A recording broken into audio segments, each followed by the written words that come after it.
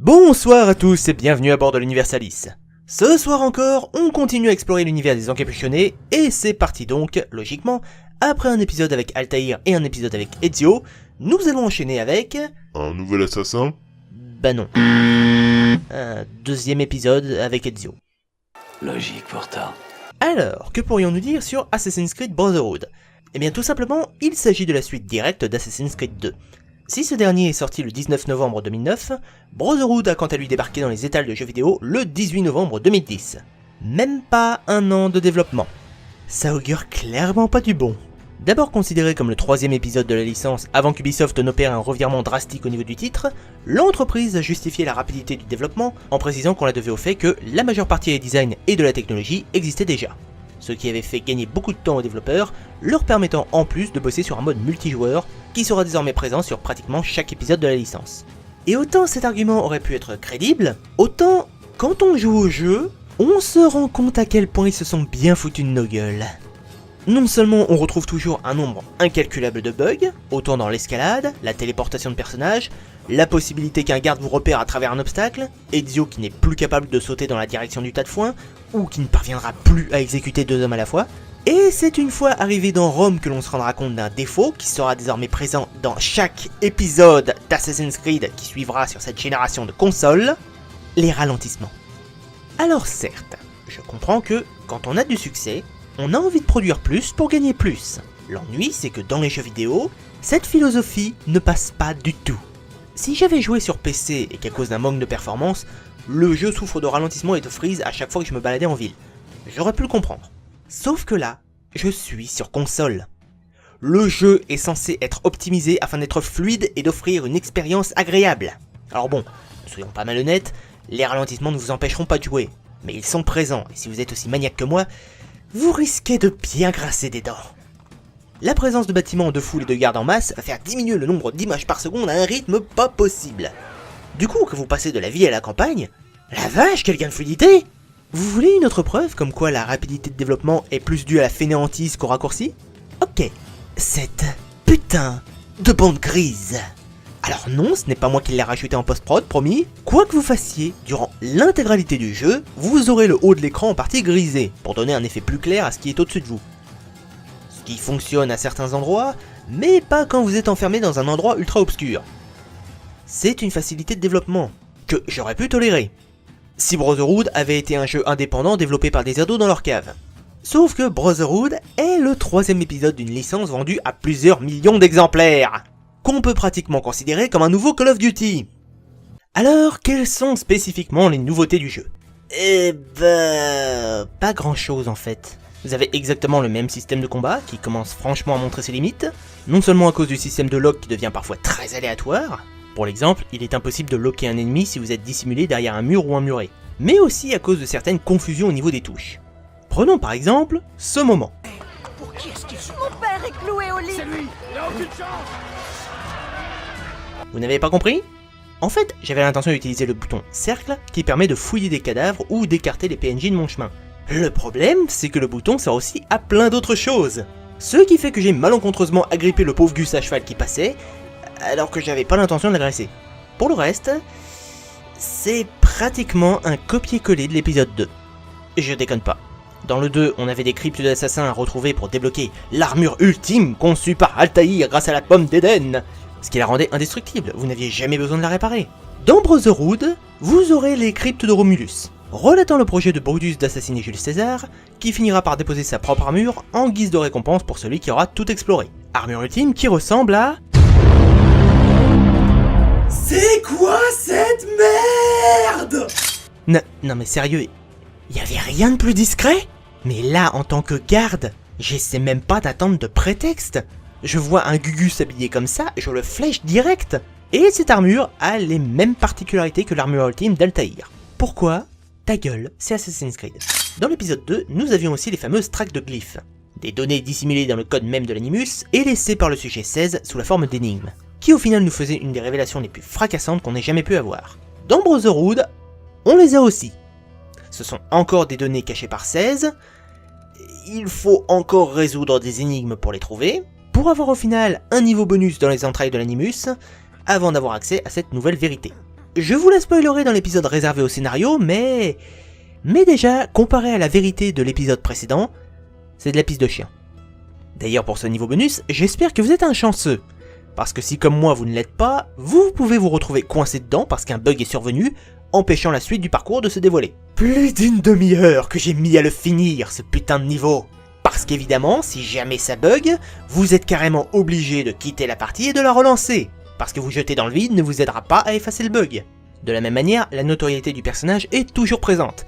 Et toujours aussi folle. Une attaque pourtant discrète fera monter la jauge de suspicion, tandis qu'un combat devant témoin peut à peine la faire bouger d'un iota. De la même manière, pour faire baisser cette jauge, vous ne pourrez plus utiliser n'importe quel système. Par exemple, si vous avez moins de 50% de notoriété, vous ne pouvez pas recourir aux héros pour les soudoyer. Pour les affiches, en revanche, elles sont désormais plus souvent proches du sol, bon, il reste quand même sacrément hors de portée du public. Mais c'est déjà mieux. En parlant de notoriété, il faut évidemment aborder le cas des gardes en hauteur. Vu que c'est principalement à cause d'eux qu'elle montera. Et c'est quand même sacrément mieux mine de rien. Parce que oui, j'ai eu la sensation qu'il y avait beaucoup moins de surveillants que dans l'épisode précédent. Et à l'inverse, Ezio possède davantage d'armes à distance, dont l'arbalète. Vous aurez toujours pas la paix, mais au moins, vous pouvez les empêcher de vous faire chier. En revanche, est-ce que vous vous souvenez de l'épisode précédent et ces missions où il ne fallait surtout pas se faire repérer, alors que votre perso est aussi facile à dissimuler qu'un éléphant dans un corridor? Il y en a toujours! Beaucoup plus! Notamment dans les missions secondaires et celles affiliées à Leonardo. Et c'est toujours aussi insupportable. Vous vous faites repérer tellement facilement, Ezio est tellement pas discret que... il y a de fortes chances que vous vous mettiez à rager à cause de ces missions. Je ne parlerai même pas du fait que, là encore, vous aurez parfois des milliards d'ennemis à votre poursuite, alors que ça n'a strictement aucun sens qu'il y ait autant de monde qui se lance à vos trousses, sans compter le fait que, si vous jouez comme moi, vous aurez massacré tous les témoins potentiels pour être sûr que personne ne vous repérera. Ok, je crois qu'une décision est à prendre. Arrêtez d'appeler ce jeu Assassin's Creed. Appelez-le Barbarian's Creed. Je vous assure, ça collera beaucoup plus avec le style de jeu que vous avez choisi qu'autre chose. On passe des plombes à massacrer des trillions de Gugus sans pratiquement une goutte de sueur. Et quand effectivement on tombe sur un Gugus plus résistant que la moyenne, il l'est tellement qu'on se demande comment les assassins ont fait pour ne pas se faire massacrer depuis le temps. Regardez, je vous mets un combat contre un ennemi résistant.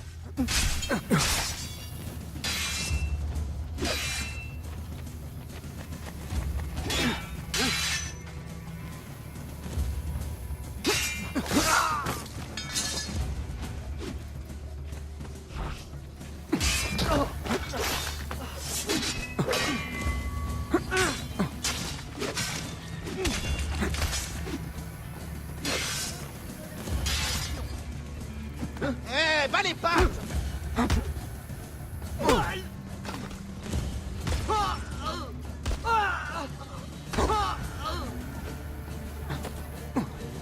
Ah, c'est fun, hein! Bon, après, ne soyons pas mauvaise langue. Même si Brotherhood est un copier-coller de l'épisode 2, un mauvais copier-coller en plus, il a au moins eu le mérite d'apporter quelques bonnes idées. Par exemple, vous pouvez retrouver plus facilement un lieu dans la base de données en le marquant directement sur la carte, vous permettant de le retrouver plus facilement. Croyez-moi, quand vous êtes à la recherche d'un glyphe, c'est une très bonne idée. Pour en revenir au combat, on a le système de la mort en chaîne. Si vous réussissez à éliminer un ennemi, vous pourrez alors enchaîner les mises à mort tant que vous ne recevrez pas de nouveaux coups. Qui là encore est très bien, si on considère qu'on incarne un guerrier plutôt qu'un assassin. Mais bon, on a aussi eu le cas des boutiques à rénover. Montaligioni étant détruite, il nous faut donc compter sur autre chose pour remplir nos bourses. Nos bourses. Dégage. Bref, pour gagner de l'argent, vous devrez rénover des boutiques abandonnées en ville. Des échoppes de médecins, de tailleurs, de marchands d'art, de forgerons, d'écuries et de banques. Les banques vous permettront de récolter les revenus des autres boutiques, qui elles vous offriront la même chose que dans l'épisode 2.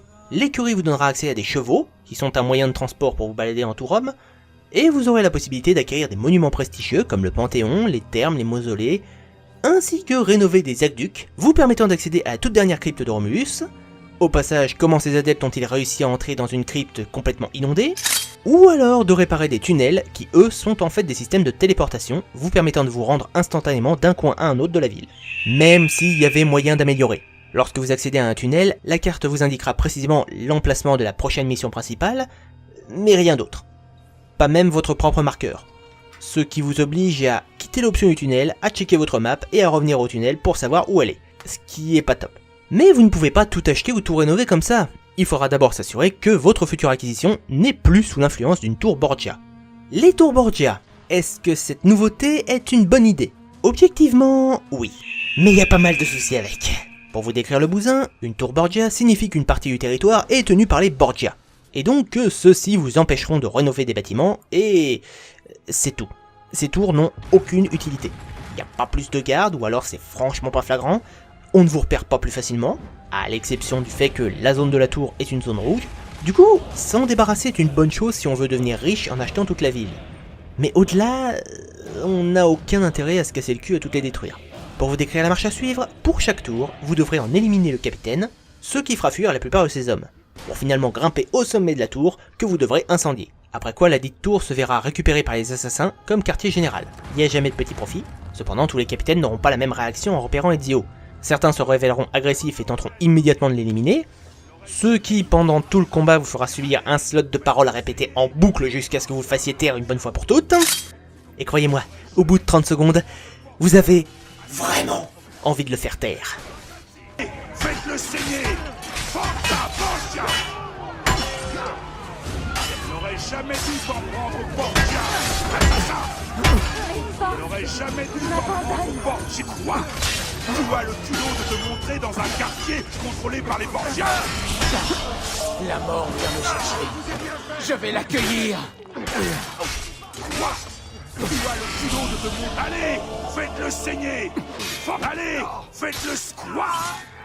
Allez! Faites-le... Elle n'aurait jamais dû t'en prendre au Borgia! Assassin! Allez!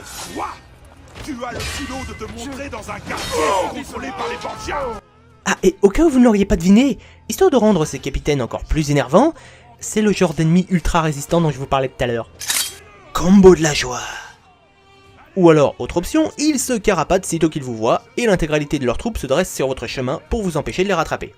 Alors, personnellement, j'ai jamais fait l'armée, mais je sais que si les hommes sont parfaitement capables de se réunir derrière un chef courageux, je doute qu'ils soient très nombreux à voir la fuite d'un supérieur d'un très bon œil. Certains pourraient même choisir de rompre aussi sec les rangs, ne serait-ce que pour pas se trouver trop près de l'assassin lorsqu'il se vengera de son échec, ou alors choper le capitaine par le col en lui disant « Eh oh, si tu veux qu'on se batte pour toi, t'as intérêt à rester dans la zone ». Parce que oui, une fois que ce connard est à l'abri dans sa tour, il n'est évidemment plus question de détruire la zone. Perso, je ne vois pas ce qui empêche Ezio, d'une part de défoncer la porte, et ensuite, pourquoi je peux pas mettre la tour en feu quand même? Il faut nécessairement que le capitaine soit mort? Mais on s'en fout! Si la zone est détruite, les Borgiens n'ont tout simplement plus d'influence, que le capitaine de force soit toujours là ou pas. Si c'était pas le cas, je vois pas ce qui empêcherait les Borgia de nommer un nouveau Gugus à ce poste sitôt après que je l'ai détruit.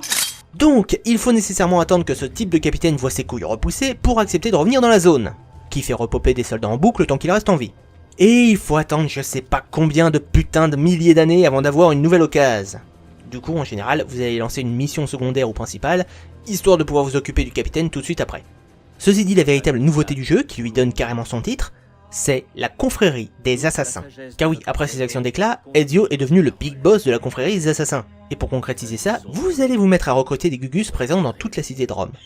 Bon, il est dommage qu'on ne puisse les recruter que en les sauvant des gardes, mais bon.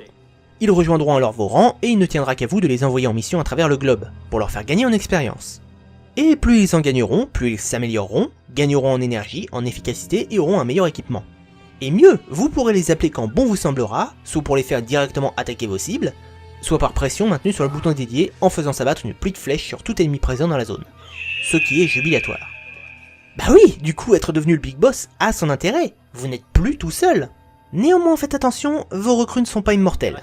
Si vous les envoyez faire un boulot trop complexe pour elles peuvent revenir dans un cercueil, vous obligeant à en engager d'autres. Passons maintenant aux nouveautés qui, elles, n'auraient jamais dû voir le jour. En effet, avec Brotherhood sont arrivées des soumissions. Ouais, on va plutôt dire objectif secondaire, ce sera moins tendancieux. En gros, il s'agit, pour arriver à une synchronisation totale, de tuer tant de gardes avec une telle arme, de ne pas se faire repérer, etc., etc., etc. Sauf que certaines de ces missions secondaires n'auront aucune véritable logique. Prenons certains tombeaux, où pour parvenir à une synchronisation totale, il faudra récupérer le trésor final en un certain temps. Je ne pense pas qu'Ezio, en arrivant dans un tombeau totalement inconnu, se sera dit « je vais tracer ». Il est peut-être pas aussi malin que Leonardo da Vinci, mais c'est pas un demeuré non plus. Il va pas se mettre à courir et tout escalader juste parce qu'il veut relever le défi. Un défi lancé par qui d'ailleurs? Lui-même?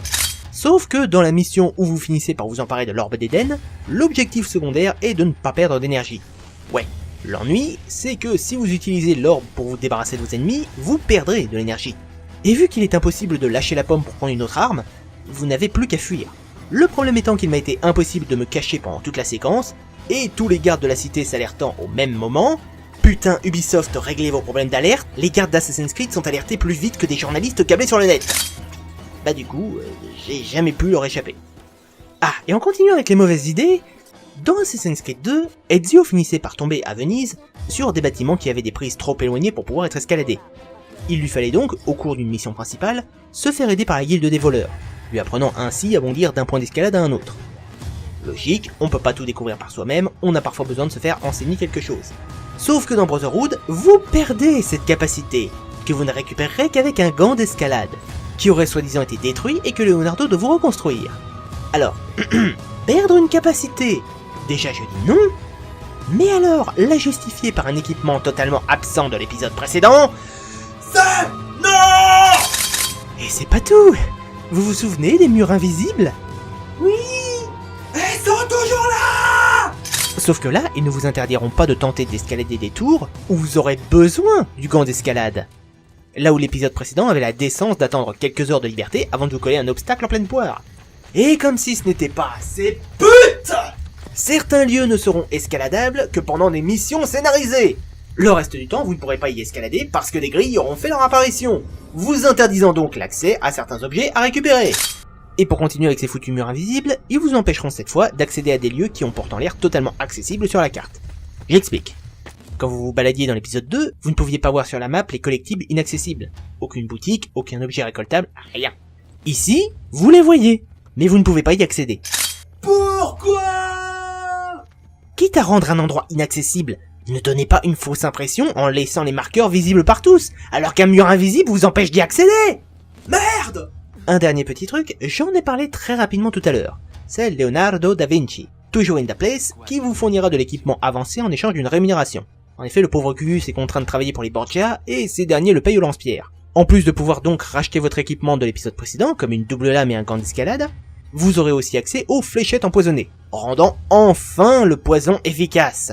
Car oui, si jamais vous avez joué aux deux, vous savez que le poison a une efficacité très limitée, vu qu'il faut nécessairement planter sa lame dans votre victime pour l'empoisonner.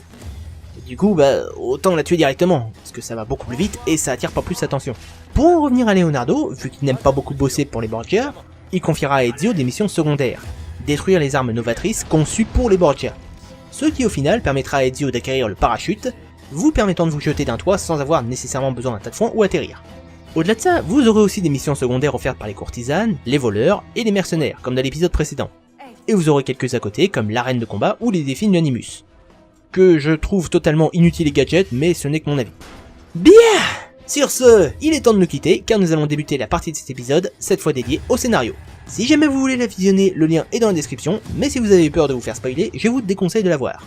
Sur ce, je vous souhaite une excellente soirée, abonnez-vous, mettez un pouce bleu, et à la prochaine à bord de l'Universalis.